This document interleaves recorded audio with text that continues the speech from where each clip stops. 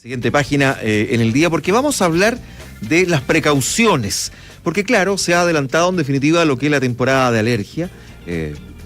Hemos tenido poca lluvia, comenzaron a florecer con anticipación en los árboles, en fin. Y ante los días de temperatura superior a 20 grados, las alergias van a comenzar a afectar supuestamente a personas que son más sensibles al polen, que ya están activos en el aire. Yo les comentaba al inicio, usted camina por las calles como que se emociona. Y no es por la primavera, digamos, por la alergia que comienza a picar evidentemente los ojos. Sin embargo, según advierten especialistas, aún faltan semanas para el pic de la polinización de este famoso plátano oriental que está en gran parte del país. Para hablar del tema, tenemos a la inmunóloga y especialista en alergias del Centro del Alérgico. Está con nosotros María Belén Bocio, a quien agradecemos la gentileza, y está también ahí para que usted la pueda ver en biobiotv.cl. María Belén, ¿cómo está? Buenos días. Hola, buenos días, Mauricio. Muy bien. Bueno, algunos un poco más emocionados, digamos, podemos decir emoción, ¿no? Producto de la alergia, comienzan a llorar los ojos. ¿Esos son los principales síntomas de la alergia o no? Sí, exacto. Los principales síntomas de la alergia en la primavera son en general los respiratorios. Principalmente el prurito nasal, la secreción mucosa, los estornudos, pero también hay otros síntomas que son un poco más complejos, que son síntomas que pueden afectar la parte bronquial de los pacientes. Como bien decía recién, habitualmente los síntomas aparecen a mediados de septiembre, pero este año y años anteriores también se ha visto que empezaron a aparecer síntomas antes de tiempo. Como a fines de agosto los pacientes ya empezaron a consultar por los síntomas típicos de la primavera este año. Bueno, nuestros auditores, si quieren hacer consulta, lo pueden hacer 800-810-810 en nuestro WhatsApp. María Belén, ¿cómo podemos darnos cuenta de que esto es producto de la alergia o no es producto de un cuadro viral, de pronto, que suelen confundirse un poquito? Sí, es que tiene síntomas muy similares en realidad. Los síntomas de un resfrío generalmente están acompañados por fiebre, por dolor muscular. En cambio, los síntomas de la alergia tienden a ser más persistentes en el tiempo y no saben tener fiebre ni tampoco dolor muscular o dolor generalizado. Esa es como la principal diferencia. Siempre cuando hay una alergia va a persistir a lo largo del tiempo, o sea, va a durar más de 10, 15 días probablemente, que es lo típico que parece ahora en agosto y se extiende más o menos hasta diciembre, enero, dependiendo de a qué sea alérgico el paciente en realidad. ¿El único mecanismo para combatir la alergia son los antihistamínicos de pronto, no? O sea, hay múltiples. En realidad siempre cuando hay una alergia se habla de que hay 3 tipos de tratamiento. El primero es la evitación. Si nosotros somos alérgicos al plátano oriental, vamos a tener una serie de medidas que vamos a tener que tomar en contra de esa exposición. La segunda es el tratamiento médico, que en realidad dentro del tratamiento médico está el antialérgico, pero también hay otros tratamientos médicos como los sprays nasales o los lavados nasales. Y el tercer tratamiento médico es hacer vacunas en contra de lo que el paciente es alérgico. Entonces siempre son 3 patas de tratamiento, por eso es tan importante consultar al médico a tiempo para poder abordar la alergia desde esos 3 puntos de vista en realidad. Ahora, hoy día es bastante más específico el diagnóstico de los exámenes. Uno puede establecer específicamente a qué es lo que es alérgico, ¿verdad? Sí, exacto. Actualmente lo que se hace para el diagnóstico de las alergias son de este tipo de alergias, ¿no? Porque hay múltiples tipos de alergia. Son 2 métodos. Uno que es a través de un examen de sangre, que el paciente no hace falta que suspenda los antialérgicos y puede ir a tomarse una muestra de sangre para ver a qué el paciente es alérgico. Y otro que es a través de un test cutáneo, que ahí sí el paciente tiene que estar más preparado porque debe suspender los antialérgicos 7 días antes. Y ahí se hace un test cutáneo para poder determinar si el paciente realmente es alérgico y a qué es alérgico. Si es alérgico a los pastos, a las malezas, a los árboles o a algún otro alérgeno que también puede estar presente durante determinados momentos del año o durante todo el año. Nos preguntan acá si hay que tener cuidado especial en las personas que son asmáticas en esta época del año, Andrés de la Serena. Sí, totalmente. Generalmente el asma tiene un origen alérgico y el paciente que es asmático y tiene un test cutáneo positivo para los pólenes tiene que tener un cuidado muy crítico porque es probable que si es asmático y no tiene un buen tratamiento para su asma, tenga una exacerbación, probablemente tenga que ir a la urgencia y eventualmente hasta a veces se ve que se hospitalizan los pacientes que tienen asma alérgico en esta época. ¿La alergia genera sueño? ¿Da sueño la alergia o no?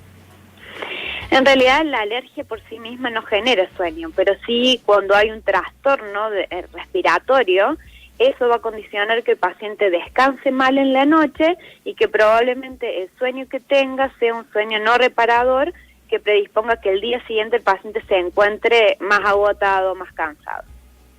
Ya, aquí, para saber a qué se es alérgico hay que hacer el famoso test, digamos. Exacto, sí, lo ideal es siempre hacer el famoso test, que lo ideal es siempre es ir antes de esta temporada al médico, cosa que los pacientes habitualmente no lo hacen porque se acuerdan de las alergias cuando viene el pic de la polinización en realidad. Lo ideal es tomar un test cutáneo fuera de la temporada polínica para poder estar sin los antialérgicos y ahí realmente hacer un diagnóstico correcto. Estamos conversando con la doctora María Belén Bocio. Ella es inmunóloga y especialista en alergia del Centro del Alérgico a través del Trasnoche de la Radio. Usted la puede ver, estamos a través de BioBio TV. ¿Sensación mía o de un tiempo a esta parte hay más alérgico, doctora?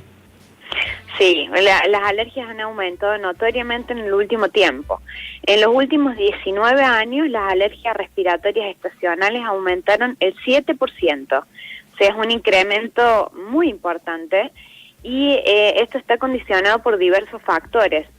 Dentro de esos está la contaminación que tenemos, pero también está la falta de precipitaciones. Siempre cuando no llueve, los pólenes se liberan en mayor cantidad simplemente porque los árboles tienden a resguardar su reproducción en realidad. Como saben que no está lloviendo, tienden a liberar más pólenes para poder asegurarse que se van a reproducir a futuro y eso nos genera más alergias y que las alergias sean más severas en realidad.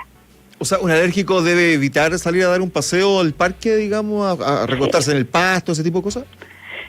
Lo ideal, bueno, es de acuerdo al test cutáneo uno va a dar indicaciones puntuales, pero en líneas generales el alérgico a la primavera debería evitar pasear en parques, en lugares abiertos, realizar ejercicio físico en los horarios en donde hay más pólenes circulando, cerrar las ventanas de su casa, cerrar las ventanillas de los autos, evitar colgar la ropa para que se seque al sol porque después cargan con toda la carga polínica en realidad de esa ropa, utilizar lentes de sol. Hay muchos pacientes que tienen síntomas oculares muy severos y para poder evitar eso lo ideal sería utilizar lentes de sol que tengan una buena cobertura de todo el ojo para evitar el contacto directo del polen con el ojo.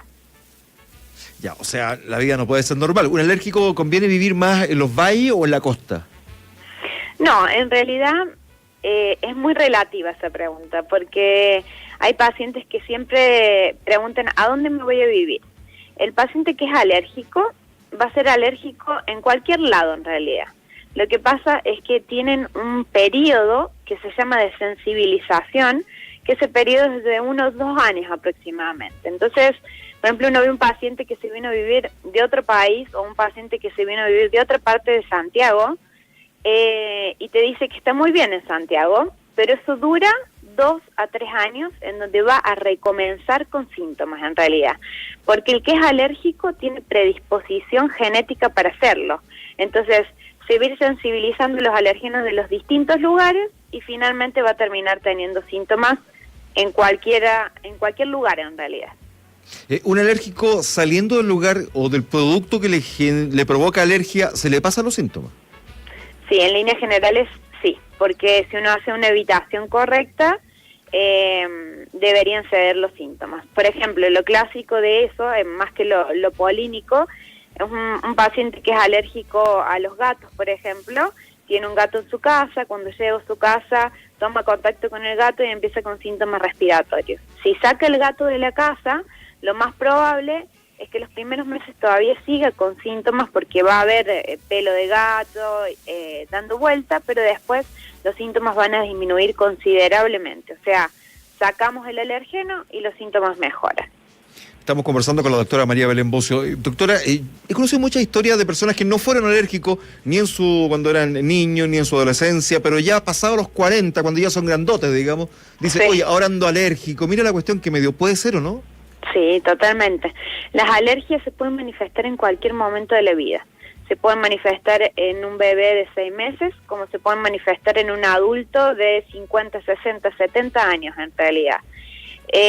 siempre probablemente en la historia clínica de ese paciente haya antecedentes de alergias previas. Nada más que lo más probable es que no hayan sido correctamente diagnosticadas o hayan sido leves y se potenciaron posteriormente. Eso es lo más probable en realidad. Mire, acá hay una persona que me pregunta, si uno es alérgico al polen y se va al desierto, ¿no debiera tener efectos con la alergia, digamos? No con los pólenes en realidad, pero en otros lugares existen otros alérgenos en realidad. Hay en lugar, por ejemplo, el viento arrastra también hongos. Uno a veces el hongo lo relaciona con lo húmedo, pero hay hongos que existen simplemente en lugares en donde hay viento y clima seco. Entonces, en otros lugares vamos a encontrar otros tipos de alérgenos en realidad. Ya, y una persona que es alérgica va a ser hipersensible a cualquiera de estos estímulos. Sí, hipersensible, no solamente a estímulos alergénicos, sino que lo que también se ve es que el paciente es hipersensible a irritantes. Por ejemplo, el paciente alérgico probablemente si alguien le fuma al lado, tenga síntomas de congestión nasal. Si se tiran aerosoles cerca, también tenga síntomas respiratorios.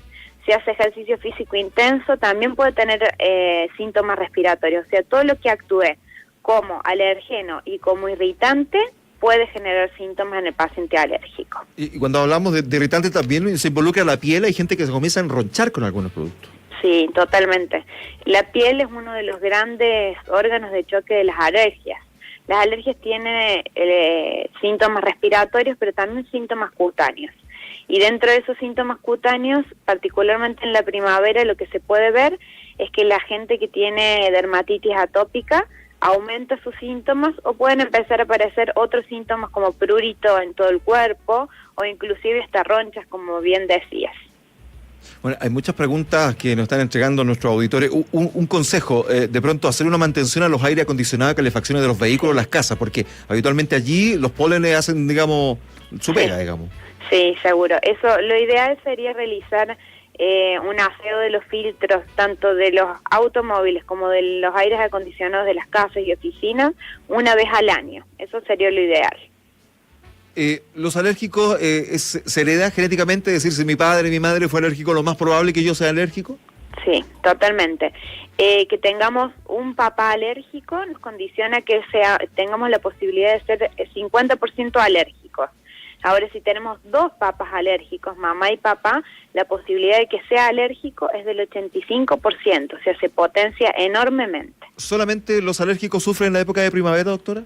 No, existen alérgenos que están todo el año, como por ejemplo los ácaros. El polvillo medioambiental es un alérgeno que está de enero a enero y se potencia en algunos momentos del año, pero está todo el año.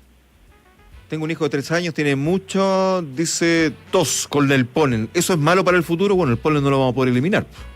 Tienen que tratarse. O sea, claro, lo que hay que hacer ahí en realidad es medidas de prevención, que son las que acabamos de nombrar, y hay que realmente ver si esa tos es de la parte respiratoria alta o ya tiene un compromiso más bronquial, o sea, más baja.